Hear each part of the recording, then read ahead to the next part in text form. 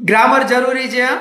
Grammar એ પાયો છે અને પાયો મજબૂત ને તો સ્ટ્રક્ચર મજબૂત અને પાયો મજબૂત હશે ને તો ડીપી એટલે ડિસિઝન પાવર સ્ટ્રોંગ થશે. હવે ગ્રામરમાં શીખવું શું બધું? ના ના ના ના ના.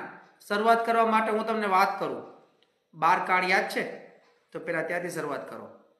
12 કાળના તમે હકાર વાક્ય, નકાર વાક્ય, યસનો પ્રશ્નાર્થ અને ડબલ્યુએચ પ્રશ્નાર્થ તૈયાર કરો.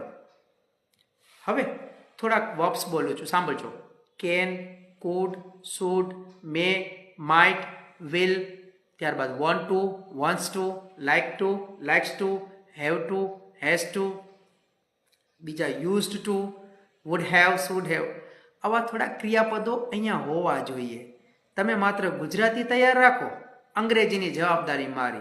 જોવું છે તો આવો મારી સાથે જોડાઓ.